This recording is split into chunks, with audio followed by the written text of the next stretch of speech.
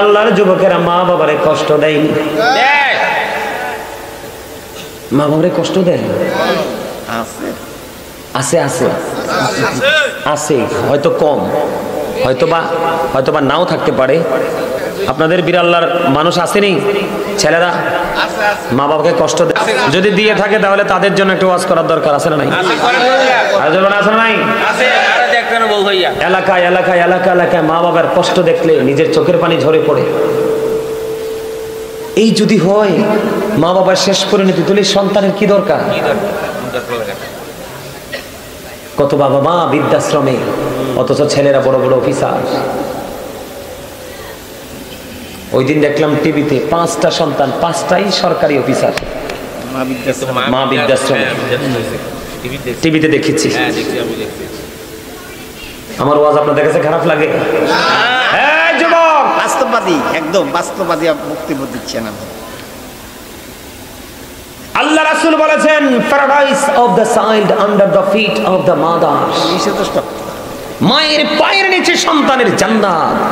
জোরে কথা সুবহানাল্লাহ। Paradise of the child under the feet of the mother. মায়ের পায়ের নিচে সন্তানের জান্নাত। এই জন্য আমি আপনাদেরকে বলবো, যুবকদেরকে বলবো, we should Obi our parents. আমাদের প্রত্যেকের উচিত আমাদের পিতামাতাকে মান্য করা, কারণ মা বাবাকে ভালোবাসা ফরজ, তাদেরকে কষ্ট দেওয়া হারাম। আর আব্বা আম্মা যারা, আপনাদেরকেও বলছি, সন্তান বড় হইলে বড় হইছে মনে করে ছেড়ে দিবেন না। Every parent should take care their children very carefully. প্রত্যেকটা পিতামাতার উচিত তার সন্তানের দায়িত্ব যত্ন সহকারে পালন করা। ঠিক না বেঠিক? করেছেন? করেননি তো? সন্তান অমানুষ হবে না তো ভালো মানুষ হবে কি করে? কারণ আপনি কাদামাটিটাকে যেমন করে গড়ে তুলবেন, সে কাদামাটিটা শক্ত তেমনই হবে। আপনার সন্তান তো আপনার কাছে একদম সফট কাদামাটি। আপনি তো আপনার কাদামাটিকে আপনি কি করেন নাই, এটাকে কারুকার্য দ্বারা রূপান্তরিত করেন নাই। এই জন্য আপনার সন্তান পথভ্রষ্ট হয়ে গেছে। আপনি কি জানেন বাবা হিসাবে আপনার দায়িত্ব কি? বলবো একটু। রাসূল বলেছেন, আদিবু আওলাদাকুম আলা সালাতি খিসালিল হুব্বি নবিকুম ওয়া হুব্বি আহলি বাইতিহি ওয়া আলা কিরাতিল কুরআন। রাসূল বলেছেন, teach the love of the prophet, teach family love, learn to recite the holy Quran. নবীজি বলেছেন, হুব্বি নবিকুম, teach the love of the prophet। তোমরা তোমাদের সন্তানদেরকে নবীর প্রেম শিখাও, কারণ নবীর প্রেমের মধ্যে সকল শিক্ষা, সকল সমাধান। সেকেন্ড টাইম নবীজি বলেছেন, হুব্বি আহলি বাইতিহি, টিচ ফ্যামিলি লাভ। নবীর পরিবারের সম্পর্কে তুমি বাচ্চাকে কি দাও? টিচিং দাও, শিক্ষা দাও। এরপরে নবীজি বলেছেন, আলা কিরাতিল কোরআন, learn to recite the Quran. তোমার সন্তানকে কোরআন তেলাওয়াত শেখাও, কারণ আল্লাহ is all in all, follow his law and light for eternal success. আল্লাহু আকবার, আল্লাহু আকবার। আর জোরে বলেন আল্লাহু আকবার। মারে কষ্ট দেন।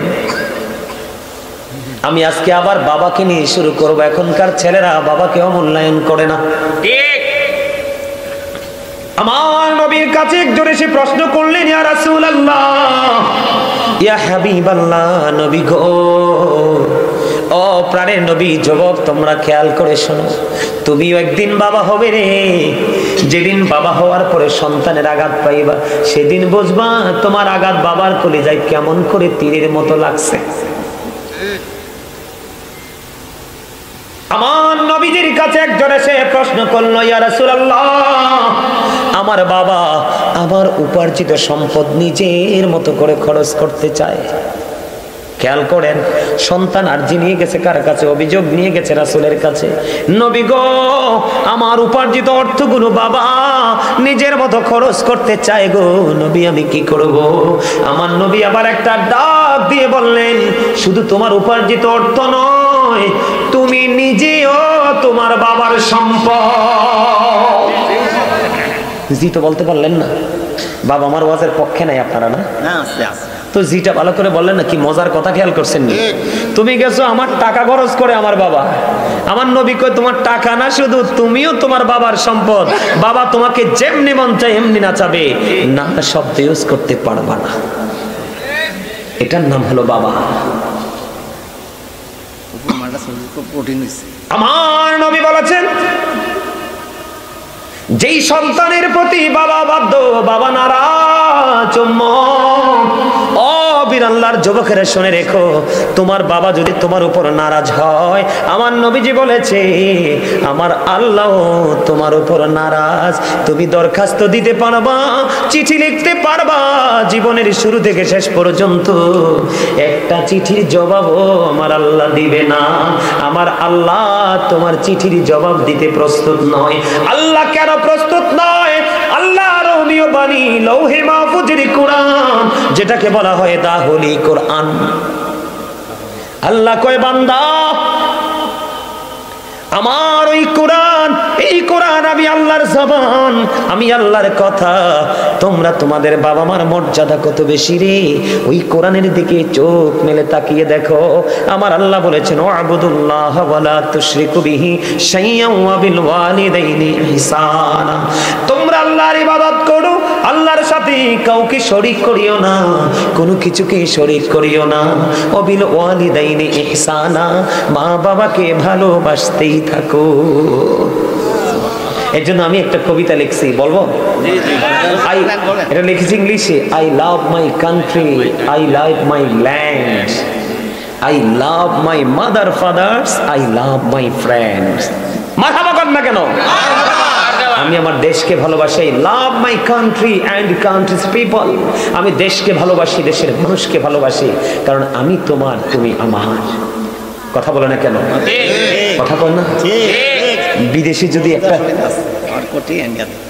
আপনার কাছে ভালো লাগতেছে, আলহামদুলিল্লাহ আলহামদুলিল্লাহ। আপনি দেখেন আমার দেশের একটা ছেলে যখন বিদেশের কত দেশে মারা যায়, দেখবেন সারা দেশের মানুষের চোখ দুটো অস্ত্রসিক্ত হয়ে যায়। আল্লাহ গো আল্লাহ, আমার দেশটা গরিব বলে আমার দেশের ছেলে পরিশ্রম করতে গেছে, তাই বলে কি নির্যাতিত হয়ে নিপীড়িত হয়ে মারা যেতে হবে? এটা কিন্তু কোনো মুসলমানই মেনে নেয় না। আপনার একটা দেখে যেই দলই করুক, কিন্তু দলমত নির্বিশেষে নিজের দেশের মানুষ যখন বিদেশে লাঞ্ছিত হয়, সমস্ত বাংলাদেশের মানুষের হৃদয় রক্তক্ষরণ হয় কি হয় না? হয় কি হয় না? এই জন্য আমি বলেছি I love my country, I love my land, I love my mother, fathers, I love my friends. চলে কর না মারহাবা, মারহাবা। এটা জাগতিক দৃষ্টিতে বলি, জগতের বাইরে যদি গিয়ে যাই তাহলে I love my prophet Muhammad রাসূলুল্লাহ সাল্লাল্লাহু আলাইহি ওয়াসাল্লাম। চলে কর না সুবহানাল্লাহ। নবীজির নাম মোবারক নিয়ে যেই ব্যক্তি এভাবে চুমু খাবে, নবীজি কাল হাদিস শরীফটা আমি নিজে পড়ছি। নবীজি বলেছে, নবীজির মহব্বতের কারণে নবীজি তাকে হাতে ধরে ধরে কাল হাসরের দিনে জান্নাতে নিয়ে ঢুকাবে। সুবহানাল্লাহ। আপনি নবীকে ভালোবাসতে পারেন বা না পারেন, কিন্তু কেউ যদি ভালোবাসে, কারণ যার প্রেম যেমন তার প্রকাশটাও তেমন। কিন্তু আপনি কখনোই কোনো ধরনের এঙ্কার বা তুহমত করবেন না। করলে এঙ্কারটা যায়, যদি করেছেন তাকে কিন্তু তার আচরণকে করেছেন, কিন্তু আচরণটা তো নবীকে ঘিরে। তো নেগেটিভ সাইডটা কোথায় গিয়ে লাগে? আমার নবীর কাছে গিয়ে লাগে। নবী যদি নারাজ হয়, আল্লাহকে আপনি কোনোদিনও পাবেন না। আর নবীকে রাজি করতে পারলে আল্লাহ কয় আমি তোমার অটো হয়ে যাই। জোরে জোরে কন্যা সুবহানাল্লাহ, আরো জোরে কন্যা সুবহানাল্লাহ। আমার নবী বলেছে, যেই সন্তানের উপর বাবা নারাজ, সেই সন্তানের উপর আল্লাহ নারাজ। বন্ধু আল্লাহ বলেছেন নবিল ওয়ালিদাইনি ইহসানা, মা বাবার সাথে ভালো আচরণ করতেই থাকো। আমি বন্ধু পড়ে আসছি, একটুখানি পড়ে আসছি। অনেকে চিন্তা করে, অনেকে আমাদের কাছে ফোনে বা সরাসরি ফেস টু ফেস প্রশ্ন করি, হুজুর আমার বাবা মা তো নাই গো, আমি বাবা যখন ছিল গো আমি গরিব ছিলাম, বাবা মা চলে গেল, আমার দৌলত হয়েছে, এখন আমি কান্দি, নিঝুম রজনীতে বসে বসে কান্দি। আজকে আমার কে নাই রে, নাই শুধু আমার বাবা মা। কত মানুষকে আমি দিচ্ছি, কত মানুষকে আমি খাওয়াচ্ছি, আজকে আমার কলিজার টুকরা মা নাই, আমার বাবা নাই রে। আমি কাকে খাওয়াচ্ছি? এমন সন্তান যদি এখানে থাকো বন্ধু, তোমাদেরকে আজকে আমি বলে যাই রে, আমার নবীজি তোমাদেরকে মন খারাপ করতে নিষেধ করেছে। বান্দারে উম্মত, মন খারাপ করো না। তুমি আমি আমরা সবাই আল্লাহর বাগানের ফুল। আল্লাহ যখন মন চাইবে যেই কোনো ফুল ছিঁড়ে নিয়ে যাবে। তুমি মন খারাপ করো না, তবে সিস্টেমে তুমি আল্লাহ পর্যন্ত পৌঁছাও। হুজুর আমার বাবা নাই, মা নাই, ভালোবাসতে চাই। আমার নবীজি জানিয়ে দিয়েছে সুন্দর ফয়সালা, প্রত্যেকটা জুমার দিনে জুমার নামাজ যখন তুমি শেষ করে ফেলবে, জুমার নামাজটা শেষ করে নবীজি বলেছে তুমি বাবা মার কবর জিয়ারত করিও। তোমাকে বাবা মার বাধ্য সন্তান বলে আমার আল্লাহ কবুল করে নিবে। জোরে জোরে বলেন না সুবহানাল্লাহ। বন্ধু শুধু তাই নয়, তুমি বাবাকে ভালোবাসতে চাও, মাকে ভালোবাসতে চাও, নবীজি বলেছে মা নাই টেনশন করো না। মা যেই তোমার খালা, ফুফু, চাচি, দাদি যেই হোক, মা যার সাথে বেশি ভালোবাসার সম্পর্ক ছিল, তুমি তাকে ভালোবাসিও। তুমি যদি তাকে ভালোবাসো তাহলে তোমার মাকে ভালোবাসা হয়ে যাবে। আমার নবী বলেছে রে বেরাল্লাহ যুবকেরা, আমার নবী বলেছে তোমার বাবা নাই, খারাপ লাগাটা স্বাভাবিক, কিন্তু চলে তো গেছে, আল্লাহ তো নিয়ে গেছে, তুমি কি করবা? বাবার যে বন্ধু পৃথিবীতে আছে, ওই বন্ধুর সাথে মধুর সম্পর্ক গড়ে তোলো। আমার নবীজি বলেছে এই মধুর সম্পর্ক যদি গড়ে তোলো তাহলে বাবার প্রতি ভালোবাসা হয়ে যাবে। বলে হুজুর আমি আরো কিছু করতে চাই, এমন একটা মাহফিল করে দিবেন, হাদিয়া বাবার কবরে চলে যাবে, নিয়ত রাখবেন আল্লাহ এটা বরাদ্দ আমার বাবার জন্য। একটা কোরআন খতম করে ফেলবেন, দান সদকা করে ফেলবেন, কোন এতিম অসহায়কে দান করে দিবেন। আল্লাহ এটার বিনিময়ে আমি চাই না আমার বাবা মা কবরে আছে, কেমন আছে জানি না, এই হাদিয়াটা তুমি উপটোকনটা আমার বাবা মার জন্য পাঠিয়ে দাও। তার কারণ আমার নবী বলেছেন আটলান্টিক মহাসাগরে পড়ে একজন মানুষ যেমনি সাহায্যের জন্য কাতরায়, কবরবাসীও তেমনি কাতরায় রে, যখন তার পৃথিবীর আপন স্বজনেরা। আজকে আপনারা যারা মাহফিলে বসেছেন বন্ধু, একটা হাদিস শরীফ বলি, আপনাদের এই বসাটা আপনার কবরবাসীর জন্য কত বড় নিয়ামত।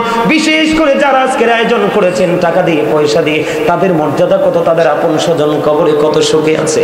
আপনাদেরকে আমি বারবার বলেছি, ও বন্ধু একটু হৃদয় খুলে শুনবেন, বিরক্ত হননি কোনো।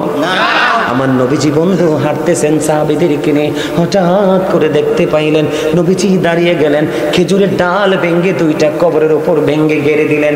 ইয়া রাসূলুল্লাহ, ইয়া হাবিবাল্লাহ, নবী গো এই কবরের উপরে ডাল গেড়ে দেওয়ার মানে কি গো? আমার নবীজি বলতেছেন এই দুইটা কবরের মধ্যে আযাব চলতেছে। ইয়া রাসূলুল্লাহ কেন কেন গো? আমার নবী বললেন একজনের দোষ ছিল, একজন মানুষের গোপন কথাও কি মেরে মেরে শুনতো, লোকালয়ে প্রকাশ করে গীবত করে ঝগড়া সৃষ্টি করত, এই কারণেই তার কবরে আযাব চলতেছে। এই দ্বিতীয়টা হলো একজন ব্যক্তি প্রস্রাব করার পরে ভালো করে পবিত্র হতো না, জোরে জোরে কন্যা নাউজুবিল্লাহ, প্রস্রাব করার পরে ভালো করে পবিত্র হতো না। এই অপবিত্রতা এখনকার যুবকদের মধ্যে বেশি। কথা বলেন না কেন? এখনকার যুবকরা এমন অসভ্য প্যান্ট পরে যেটা কোরআন হাদিস সাপোর্ট করে না, দাঁড়িয়ে প্রস্রাব করে দেয়, রাস্তার পারে দাঁড়িয়ে প্রস্রাব করে দেয়, পানির উপর প্রস্রাব করে দেয়। ইদানিং আমি কয়েকটা ঘটনা রাতের অন্ধকারে দেখেছি, ওই দিন দেখছি দুইটা মনে হয় বন্ধু, আপনারা কেউ আদারওয়াইজ নেন না, আমি অবাক হয়ে গেলাম মানুষ কেমন নোংরামি নিয়ে প্রতিযোগিতা করে। এক বন্ধু দাঁড়িয়ে দাঁড়িয়ে প্রস্রাব করে, আরেকটাও সঙ্গে সঙ্গে দাঁড়িয়ে পাশাপাশি দাঁড়িয়ে প্রস্রাব করতেছে। লজ্জা কোথায় গেল রে? লজ্জা তো থাকে দুই চোখের কোণে, যার লজ্জা নাই তার ঈমানও নাই।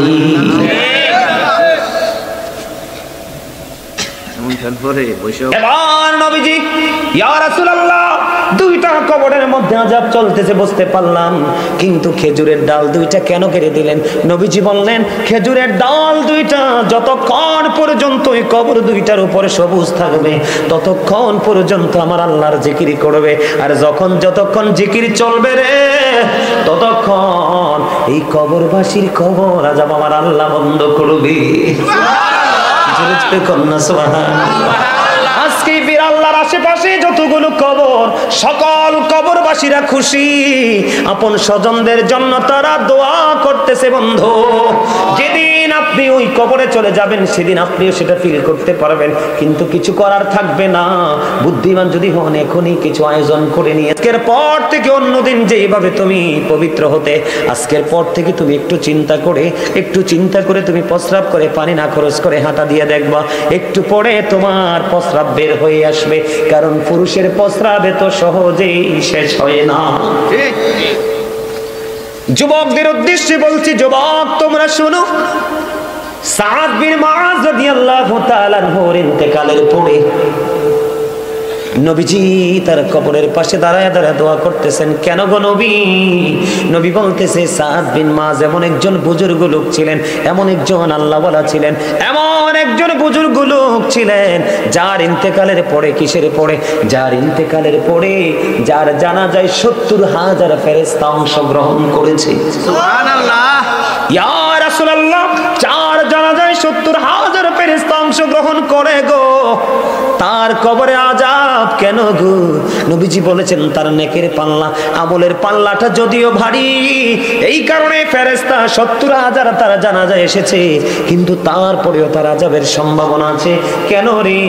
আমল করার আগে যেই পবিত্রতা অর্জন করত, প্রস্রাব করে ভালো করে পবিত্র হতো না। জোরে জোরে কন্যা নাউজুবিল্লাহ, আর জোরে কন্যা নাউজুবিল্লাহ। এবার আসেন বন্ধু, আর অন্যদিকে যাব না, ও শেষ হবে না। আমার যেই জায়গাটা বড় ভয়ঙ্কর রূপ নিয়েছে, বাবা মার সাথে সন্তানের আচরণ। শ্বশুর শাশুড়িকে খাওয়াবে, মা বাবাকে দিবে না। ঠিক। শালা শালিকে দামি কাপড় কিনে দিবে, ভাই বোন চাইলে থাপ্পড় বসিয়ে দেয়। ঠিক। আপনাদের বিড়াল্লাতে হয়তো বা হয়নি, এরকম অনেক হয়েছে বন্ধু। আপনারা জানেন না আমাদের বাংলাদেশ কত নোংরামিতে ভরে গেছে। ইসলামের আইন মোটেও আমাদের মধ্যে প্রয়োগ নাই, নিজেদের খামখেয়ালি খুশি মতো চলছে। বন্ধু আমার দিকে তাকান, আমার নবীজি বলেছেন, যে মায়ের চেহারার দিকে মায়ার নজর একটা বার তাকাইবা, মনে রেখো তোমার আমল নামায় একটা হজের সওয়াব দিবে। সুবহানাল্লাহ। এবার আমার নবীকে প্রশ্ন করলেন, ইয়া রাসূলুল্লাহ, ইয়া হাবিবাল্লাহ, নবী গো, দৈনিক যদি 100 বার তাকাই গো নবী। আমার নবীজি বললেন, দৈনিক যদি 100 বার তাকাও, তাহলে 100 হজের সওয়াব তোমার আমল নামায় আসবে। সুবহানাল্লাহ। বল হুজুর, মায়ের নজরটা কি? মাকে আপনি প্রশ্ন করলেন, মা আপনি কি দুপুর বেলা লাঞ্চ করেছেন, খাবার খেয়েছেন? মা বলল, বাবা আমি খাইতে পারিনি, মনটা আমার চায় না। তখন আপনি একটুখানি মায়ের দিকে নজর দিলেন। আল্লাহ আল্লাহ গো, আমার মার কি হয়েছে গো আল্লাহ? আমরা সবাই মিলে খাবার খেয়েছি, মা কেন খাবার খেলো না? আমার বড় করুণা হয় গো, আমার বড় মায়া হয়। আল্লাহ আমার মা যেন খেতে পারে। এইরকম বিভিন্ন চিন্তা, বিভিন্ন থিঙ্কিং করে মায়ের দিকে তাকাইলে যখন আপনার মায়া জন্ম হবে, তখনই সাথে সাথে আপনার আমল নামায় একটা হজের সওয়াব ঢুকবে। সুবহানাল্লাহ। জোরে জোরে কন্যা সুবহানাল্লাহ। আর আপনি মার খবর নিলেন না, বাবার কোনো খবর নিলেন না, ওই সমস্ত সন্তানদেরকে নিয়ে আমার আল্লাহর ওয়াজ আমার নবীজি কি বলে শোনেন। আমার নবীজি আমার দিকে তাকান, নবীজি বলেছেন, হতভাগা সে, হতভাগা সে, হতভাগা সে, কে রে সেই হতভাগা? আমার নবীজি একটা ডাক দিয়ে বললেন, যে বাবা মা দুইজনকে পাইলো জীবিত অবস্থায়, অথবা একজনকে পাইলো, তাদেরকে পাওয়ার পরে বন্ধু তাদের সেবা করে, তাদেরকে ভালোবেসে বন্ধু জান্নাতে যেতে পারলো না, তার মতো হতভাগা সন্তান আর কেউ হইতে পারে না। জোরে জোরে কন্যা নাউজুবিল্লাহ, আর জোরে বলেন না নাউজুবিল্লাহ। বন্ধু আপনার বাচ্চা যেমন ছোট থাকতে কত কিছুর প্রয়োজন হয়, আপনি আগে আগে করে দেন, কারণ বাচ্চাটা তো হাঁটতে চলতে পারে না, সে অক্ষম। কিন্তু বাবা মা যখন বৃদ্ধ হইলে আপনি মনে করবেন আমার আরেকটা বাচ্চা, তখন দেখবেন কোনোদিন আপনার মনে বাবা মার প্রতি বিরক্ত আসবে না। এটা আমি আজকে বলে দিলাম, যখনই মনটা খারাপ হবে আপনি মনে করবেন এটা আপনার আরেকটা ছেলে, আরেকটা মেয়ে, মাকে মেয়ে, বাবাকে ছেলে মনে করবেন, দেখবেন মা বাবার প্রতি কত গভীর প্রেম বন্ধু জন্ম হয়ে যাবে। মা যা চাইবে তৌফিক থাকলে দিয়ে দিবেন, না করবেন না। বন্ধু আমার দিকে তাকান বন্ধু, কিভাবে আপনাদেরকে বুঝাইলে বুঝবেন আমি জানি না। বাবা মা অত্যন্ত মজার জিনিস, মধুর জিনিস। আল্লাহর হাবিবকে প্রশ্ন করলো, নবী গো, আমার কাছ থেকে সবচেয়ে ভালো আচরণটা পাওয়ার পৃথিবীতে কার বেশি? নবীজি বললেন, ক্বালা উম্মুকা, তোমার মা। ক্বালা সুম্মা মান, তারপরে কে? নবীজি বললেন, ক্বালা উম্মুকা, তোমার মা। আবার প্রশ্ন করলেন, ক্বালা সুম্মা মান, তারপরে কে? নবীজি বললেন, ক্বালা উম্মুকা, তোমার মা। এবার আমার নবী প্রশ্ন করলেন, আমার নবীকে প্রশ্ন করলেন, ক্বালা সুম্মা মান, তারপরে কে গো? আমার নবী বললেন, ক্বালা আবুকা, তোমার বাবা। তিনবার বলেছে মায়ের কথা, একবার বলেছে বন্ধু বাবার কথা। ও বন্ধু, মাকে বেশি ভালোবাসো। মাকে যদি শরীরের চামড়া দিয়া যদি জুতা বানাইয়া দাও, তারপরে মায়ের ঋণ বন্ধু শোধ করতে পারবা না। আমি আপনাদেরকে বলি, মায়ের এক পাগল যুবক ছেলে কত বছর করেছেন সেটাই মুহূর্তে আমার মনে করতেছে না বন্ধু। মিনিমাম বন্ধু 4 থেকে 8 বছর হবে সম্ভবত। মায়ের এক পাগল ছেলে, মা বন্ধু অসুস্থ, হাঁটতে চলতে পারে না। বাবা সন্তানের কাছে আবদার করলো, বাবা বাবা গো, আমার তো মনে চায় খানায় কাবা আমি তাওয়াফ করতে। এবার কি করলেন? কিতাব প্রমাণ করেছে, সন্তান ওই অসুস্থ মাকে কাঁধে নিলেন।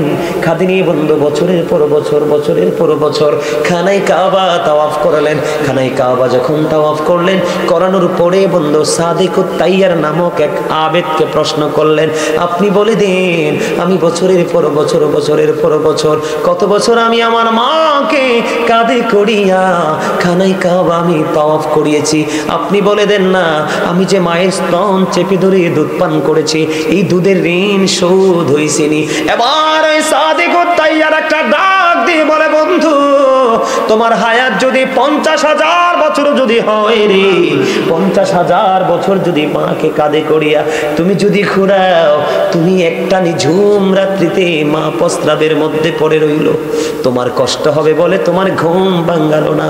ও বন্ধু, একটা রজনী মায়ের স্তনে চেপে ধরে যে দুধ পান করেছো, 50,000 বছর যদি মাকে কাঁধে করে চড়াও রে, একটা নিঝুম রাত্রিতে স্তন চেপে ধরে যে দুধ খেয়েছো, একটা রাতের দুধ পানের ঋণ তুমি শোধ করতে পারবা না। এমন করে কেমন করে কষ্ট দাও রে বন্ধু। আমি যদি আমার ব্যক্তিগত কথা যদি বলি রে, আমি কোনোদিন আমার মায়ের মলিন চেহারা দেখতে পারি না। যদি দেখি আমার বাবা মা, বিশেষ করে মা যদি দেখি চেহারা মলিন হয়ে গেছে রে, আমার কাছে মনে হয় আমার পৃথিবী বন্ধু ছোট হয়ে গেছে। মা হলো সুখ, মা না মা শব্দটা এমন একটা পৃথিবী, সেই পৃথিবী সন্তানের জন্য পুরো নিরাপদ। পৃথিবীর সব জায়গায় গেলে আপনার ভয় আছে রে, মায়ের আঁচল তোলে সন্তানের কোনো ভয় নাই। মায়ের প্রেমিক সন্তান যে এটা মা হারাইছে, সে বুঝে রে মায়ের বিরহ কত যন্ত্রণার। পৃথিবীতে কত নারীর চেহারা দেখে রে, মার চেহারা কোথাও দেখা যায় না। রাস্তায় গেলে কত বৃদ্ধ লোকের দেখা মিলে রে, বাবা কোথায় হারিয়ে গেল, বাবাকে খুঁজে পাওয়া যায় না। ও বিরাল্লার যুবকেরা, বাবার কলিজায় আগুন দিও না, মার কলিজায় আগুন দিও না। মনে রাখবা, পৃথিবীতে যদি সন্তানের সুখ, সন্তানের মন বুঝে রে, সেটা হলো বাবা মা। তোমার বউ কিন্তু তোমার মন বুঝবে না, শাশুড়ি তোমার মন বুঝবে না, শ্বশুর তোমার মন বুঝবে না। তোমার যদি না থাকে বাবা মা, তোমার কাছে চাইবেও না। মুসা নবীর জীবনী থেকে ছোট্ট একটা ঘটনা বলবো, শুনবেন? এই আলোচনাটা করে আমি শেষ করে দিব আলোচনা বন্ধু। মুসা কালিমুল্লাহর জীবন। মুসা কালিমুল্লাহ একদিন আল্লাহর কাছে প্রশ্ন করলেন, আল্লাহ আমার সাথে আমার উম্মতের মধ্যে বন্ধু হয়ে কে গো জান্নাতে যাবে? এবার আমার আল্লাহ বললেন, মুসা চলে যাও ওই বলক শহরে। মুসা চলে গেলেন বলক শহরে, যাইয়া দেখলেন লোকটা বন্ধু এত বিশ্রী, যার নাম হলো আলী বিন মুআফিক। আলী বিন মুআফিক যাইয়া দেখলেন মুসা আশ্চর্য হয়ে গেলেন। আলী বিন মুআফিকের চেহারা এত বিশ্রী, এত কুশ্রী। মুসা নবী চিন্তায় পড়ে গেল, কেমন করে তো বিশ্রী তো কুশ্রী চেহারার মানুষটা। আমি মুসা নবী, আপনারা মুসা নবীর লকব জানেননি? 1,24,000 নবী রাসূলের মধ্যে মুসা, আল্লাহ রাব্বুল আলামিন 8 জন নবীকে স্বর্গ থেকে স্বর্গীয় উপাধি দিয়েছেন। একজন হলো মুসা কালিমুল্লাহ, মুসা স্পোক টু আল্লাহ, মুসা আল্লাহর সাথে কথা বলেছি। এমন মর্যাদা সম্পন্ন মুসা কালিমুল্লাহ। মুসা আশ্চর্য হয়ে গেল, এমন বিশ্রী এমন কুশ্রী চেহারার মানুষ কেমন করে আমি মুসার সাথে বন্ধু হয়ে জান্নাতে যাবে? রহস্য উদ্ঘাটন করতে হবে। এবার মুসা নবী দাঁড়িয়ে দাঁড়িয়ে দেখলেন ওই কসাই গোস্ত বিক্রি করলো। করতে করতে করতে করতে বন্ধু সবচেয়ে সুন্দর যেই গোস্তের জায়গাটা প্যাকেট করে আলাদা করে রেখে দিল। মুসা কালিমুল্লাহ বন্ধু ওই আলী বিন মুআফিকের সঙ্গে সঙ্গে গোস্ত যখন বিক্রি হয়ে গেল, মুসা নবী তার সঙ্গে সঙ্গে বাড়ি গেল। যাওয়ার পরে যাইয়া দেখলেন এমন বৃদ্ধা মা হাঁটতে পারে না, চলতে পারে না। ব্যবসার কাজের জন্য বের হতে হবে, কারণ মুমিনের ব্যবসাটাও ইবাদত। ঠিক ঠিক। মুমিন যে মূলা ক্ষেত করেছে এটাও ইবাদত, মুমিন খেজুর বাগান করেছে এটাও ইবাদত, মুমিন সিমের বাগান করেছে এটাও ইবাদত। মুমিনের সব কিছু বন্ধু আমল, মুমিনের সবগুলো ইবাদত, কোনো কিছু বিপন্ন হয় না। এবার মুসা নবী যাইয়া দেখলেন বৃদ্ধা মা হাঁটতে পারে না, চলতে পারে না। ওই বৃদ্ধা মাকে আলী বিন মুআফিক সকালবেলা সুন্দর করে খাওয়াইয়া দাওয়াইয়া একটা ঝুড়ির মধ্যে আরাম করে বসাইয়া রাইখে আসছে। মা তুমি থাকো, আমার জন্য দোয়া করো, আমি ব্যবসাটা শেষ করে আসছি। ছেলে ব্যবসা যদি করে পেটের জন্য, জীবন জীবিকার জন্য, কিন্তু কলিজাটা মার কাছে রাইখা আসছে। ঠিক। আবার মুসা নবী দেখলেন, যাইয়া দেখে মাকে খাঁচা থেকে বন্ধু নামাইলো। নামানোর পরে মাকে পরিষ্কার পরিচ্ছন্ন করলো। মুসা নবী দেখতেছে, ওই মুসা নবী দেখতেছে মায়ের পাগল ছেলে আলী বিন মুআফিক সারাদিন পরিশ্রম করেছে, ক্লান্ত। সে নিজের ক্লান্তি বুঝতে দেয় না, মার জন্য খাবার তৈরি করলেন, গোস্ত রান্না করলেন, মারে খাওয়াইলেন। খাওয়াইয়া টাওয়াইয়া বন্ধু এবার গেলেন আলী বিন মুআফিক একটু ফ্রেশ হতে হবে, হাত মুখ ধুতে হবে, ক্লান্তি দূর করতে হবে। খেয়াল করেন কেমন সন্তান। সব শেষ করে মুসা চাইয়া দেখলেন বুড়িমা হাত তুলে বসে আছে আল্লাহর দরবারে। বুড়িমা, মা গো বলো না তুমি কি দোয়া করেছো? এবার বুড়িমা ডাক দিয়ে বললেন তুমি কে রে? এবার মুসা ডাক দিয়ে বললেন আমি এই জামানার নবী মুসা কালিমুল্লাহ। সুবহানাল্লাহ। এবার মুসা নবী ডাক দিয়ে বললেন বুড়িমা বলে দাও না তুমি কি দোয়া করেছো? এবার বুড়িমা ডাক দিয়ে বললেন আপনি যদি নবী হন আমি আপনাকে বলে দেই গো, আমার এই সন্তানটা আমাকে এত বেশি আদর করে, এত ভালোবাসে রে, আমি সব সময় দোয়া করি আল্লাহর কাছে, আজকেও দোয়া করে দিলাম আল্লাহ আল্লাহ গো আমার নবী মুসা আমার এই সন্তানটাকে তুমি মুসার বন্ধু বানাইয়া জান্নাতে দিও। এবার মুসা একটা ডাক দিয়ে বলল বুড়ি মা মা গো আমি আল্লাহর কাছে দরখাস্ত দিয়েছিলাম, আল্লাহ গো আমার সাথে কে গো জান্নাতে বন্ধু হয়ে যাবে? ওই বুড়িমা একটা ডাক দিয়া যখন ও বন্ধু বললেন আমার নবী মুসা কালিমুল্লাহ ডাক দিয়া কয় বুড়িমা আমি আল্লাহর কাছে জানতে চেয়েছি আমার সাথে কে যাবে জান্নাতে বন্ধু হয়ে, আমার আল্লাহ জানিয়ে দিয়েছে তোমার ছেলে। জোরে জোরে কন্যা সুবহানাল্লাহ। এবার বন্ধু আমি একটু নেগেটিভ সাইডে যাব। বুখারী শরীফের মধ্যে এসেছে হাদিস খানা। ও বন্ধু তোমরা শোনো, মাকে বিন্দু পরিমাণ আঘাত করা যাবে না। কোনো কারণে মা যদি আঘাত পায় রে, তোমার সোনালী দিন অন্ধকারে কাচ্ছন্ন জগতের দিকে চলে যাবে। তোমরা বুখারী শরীফের হাদিস, যুবক তোমরা বিরক্ত হয়ো না, আমি ওয়াজটা শেষ করে দিচ্ছি, একটুখানি ধৈর্য ধরো তোমরা। আলী বিন মুআফিক এটা তো চলে গেল বন্ধু। বন্ধুরি আমার হযরতে জুরিজ নামে একজন আল্লাহওয়ালা যুবক ছিলেন। হাদিস শরীফের মধ্যে এসেছে হযরতে জুরিজ, বুখারী শরীফের মধ্যে এসেছে মায়ের প্রেমিক। জুরিজ যেমন একটা আল্লাহওয়ালা ছিলেন, বুজুর্গ ছিলেন। মানুষের ভিড়ে তিনি আমল করতে পছন্দ করতেন না। তিনি নির্জনে বসে বসে একা একা আল্লাহর সাথে প্রেমের ডোরি লাগাইতে পছন্দ করতেন। খেয়াল করেন বন্ধু, লোকালয় থেকে অনেক দূরে চলে গেলেন জুরিস, যেখানে একটা মাটি দিয়া হুজরা বানানো হলো, মাটি দিয়ে ঘর বানানো হলো। এই ঘরের মধ্যে জুরিস বসে বসে বসে বসে আল্লাহর গোলামি করে। হঠাৎ করে একদিন জুরিস নামাজরত অবস্থায়, যুবক হৃদয় খুলে শুনো, জুরিস কিন্তু নামাজ পড়তেছে, গভীর খেয়াল, নামাজরত অবস্থায়। এবার ওই জুরিজের মা বাহির থেকে কে ডাকে, বাবা জুরিজ, আমি মা এসেছি, তুমি তোমার সাথে দেখা করব। এবার জুরিজ তো নামাজরত অবস্থায়, জুরিজ আল্লাহকে বলতেছেন, আল্লাহ আমি তো নামাজের নিয়ত বেঁধে ফেললাম, আমি কি আমার মায়ের সাথে দেখা করব নাকি আমি নামাজটা চালিয়ে যাব? এবার বন্ধু তিনি পরে সিদ্ধান্ত করলেন, না না আমি নামাজটাই চালিয়ে যাই। তিনি নামাজ চালিয়ে গেলেন। নামাজ শেষ করে বাইরে এসে দেখে মা নাই, মা চলে গেছে। একদিন চলে গেল, দ্বিতীয় দিন আবার বন্ধু জুরিস সেম টাইম নামাজরত অবস্থায়। দ্বিতীয় দিন আবার মা এসে হুজরার বাহির থেকে ডাকে, বাবা বাবা গো তুমি কোথায় গো, আমি মা ডাকছি। এবার বন্ধু জুরিস, যখন জুরিস রে মা ডাকে, জুরিস তো নামাজ পড়ে। আজকেও গতদিনের মতো ডেকে ডেকে বলছে, বোঝো যুবক বোঝো কি বলি। আজকেও বলতেছে, আল্লাহ গো নামাজ চালিয়ে যাব নাকি মায়ের সাথে দেখা করব। শেষ সিদ্ধান্ত নিলেন, নামাজ আমি শেষ করে ফেললাম। পরে বন্ধু নামাজ শেষ করে এসে দেখে আজকেও মা নাই, আজকেও চলে গেছে। 2 দিন চলে গেল, আবার তৃতীয় দিন আসলো। ঠিক তৃতীয় দিনে জুরিস নামাজরত অবস্থায়, মা ডাকছে, জুরিস কিন্তু মায়ের ডাকে সাড়া দেয় না। তৃতীয় দিন নামাজ শেষ করার পরে এবার হুজরার বাইরে আসলেন, বাইরে এসে চাও মা নাই। আর এক এক করে 3 দিন আসলো, ছেলে নামাজ পড়ে মার সাথে দেখা করলো না। মার কলিজায় আঘাত লাগছে।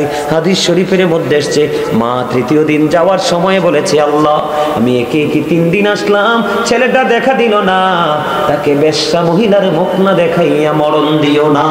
জুড়ে জুড়ে কন্যা নাউজুবিল্লাহ। মা কি দিল? কথা বলেন, বরদোয়া দিয়েছে, অভিশাপ দিয়েছে। কিন্তু দেখেন এতদিন ওই বেশ্যা মহিলা আছে একটা, ওই রাজ্যে বসবাস করে। এতদিন ওই বেশ্যা মহিলার জুরিসকে নিয়ে কোনো টেনশন নাই, কোনো ফিলিংস নাই। কিন্তু মা যেই গুণে অভিশাপ দিয়ে চলে গেল, বেশ্যা মহিলার পেটের মধ্যে বন্ধু বাচ্চা, বেশ্যা মহিলার পেটের বাচ্চা অবৈধভাবে প্রসব করলো। প্রসব করার পরে মানুষ জিজ্ঞেস করলেন, বাচ্চা তুমি কোথায় পাইছো? ওই মহিলা যার সাথে অবৈধ সম্পর্ক তার কথা না বলে, এটা তো আল্লাহর খেলা, মায়ের অভিশাপ লাগছে। ওই বেশ্যা মহিলা ডাক দিয়ে বলে, এই সন্তান আমাকে দিয়েছে জুরি, জুরি জুরি কন্যা নাউজুবিল্লাহ। মায়ের অভিশাপ কাজে লাগছে নি? কথা বলেন লাগছে নি?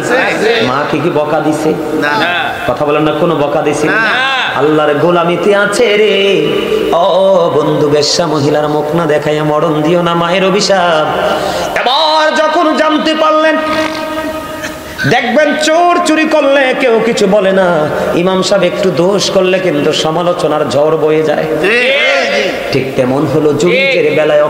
সে তো আল্লাহ ওয়ালা, এত বুজুর্গ, কেমন করে সেই নোংরা কাজটা করলো। ও বন্ধু, এবার তৎকালীন সময়ে মানুষ জুরিজের কাছে চলে গেল, তার হুজরাটা বন্ধু ভেঙ্গে ফেললো। কি করলো? তার হুজরাটা টেনে হেসড়ে ভেঙ্গে ফেললো। এবার তাকে প্রহার করতে শুরু করলো, টেনে হেসড়ে তাকে হুজরা থেকে বের করলো। জুরিজ ডেকে ডেকে বলে, কে রে, কেন বা আমাকে প্রহার করছো? এবার মানুষগুলো ডেকে ডেকে বলে, তোমাকে প্রহার করার কারণ হলো ওই বেশ্যা মহিলার সাথে তুমি মেলামেশা করেছো। অথচ সরল মনা জুরিজ কিছুই তো জানে না, মূলত অভিশাপ হলো মায়ের। কার কথা বলেন, কার অভিশাপ? এবার বন্ধু জুরিস কত বুজুর্গ দেখেন, তারপরে মায়ের অভিশাপ লেগে গেল। জুরিসকে মারতে মারতে টেনে হেসড়ে বের করে দিল। এবার জুরিস একটা ডাক দিয়ে বলল, ভাঙ্গে দিয়েছ হুজরা, প্রহার করেছো ইচ্ছা মতো, এবার একটা কাজ করো, ওই বাচ্চাটাকে আমার কাছে নিয়ে আসো এবং আমাকে একটা ঘটি পানি দাও। এবার তাকে একটা ঘটি পানি দেওয়া হলো, সে সুন্দর করে অজু বানালো। অজু বানানোর পরে জুরিস ডাক দিয়ে বললেন, বাচ্চাটা কোথায়, আমার কাছে নিয়ে এসো। মানুষ দৃশ্য দেখার জন্য লুকি লুকারণ্য হয়ে গেছে। এবার ওই জুরিস ছোট্ট মাসুম নবজাত শিশুর পেটটার উপর হাতটা রেখে বলল, বাবু বলো না তোমার বাবা কে? ছোট্ট বাচ্চার অটই জবান খুলে গেল। এত হাজার মানুষের ভিড়ে ওই ছোট্ট বাচ্চা একটা ডাক দিয়ে বললেন, ওই ছোট্ট বাচ্চা একটা ডাক দিয়ে বললেন, ওই রাখাল আমার বাবা। জোরে জোরে কন্যা সুবহানাল্লাহ। আমি আপনাদেরকে বুঝাইতে চেয়েছি যে এই জুরিজের হাত লাগলে বাচ্চা কথা বলে, যদিও তার কথা বলার সময় এখনো হয় নাই। যেই বাচ্চার পেটে হাত দিলে এটা কি তার কারামত কিনা বলেন? তার পাওয়ার আছে না নাই? আল্লাহর সাথে তার প্রেমের দুনিয়া আছে না নাই? মা বরদোয়া দিয়েছে, বেশ্যা মহিলার মুখটা দেখাইয়া মরণ দিও না। মা যদি আরো জঘন্য বরদোয়া করতো তাহলে সেটাও তার জন্য কার্যকর করতো আমার আল্লাহ। কথা বলেন না কেন? বেশ্যা মহিলার মুখ লাগছেনি, কলঙ্ক লাগছেনি, যদিও তিনি তার কারামত প্রকাশ করেছেন। পরে হাদিস শরীফ এটা বলার কারণ হলো, যুবক, বিন্দু পরিমাণ কলিজায় মাকে ব্যথা দেওয়া যাবে না, বাবাকে ব্যথা দেওয়া যাবে না। তাদেরকে ব্যথা দিলে তোমার জীবন পুরো বিপন্ন হয়ে যাবে। বাবা মাকে কষ্ট দিবেন? ব্যথা দিবেন? দিব না তো। সব শেষে আমি বলেছিলাম আপনাদেরকে,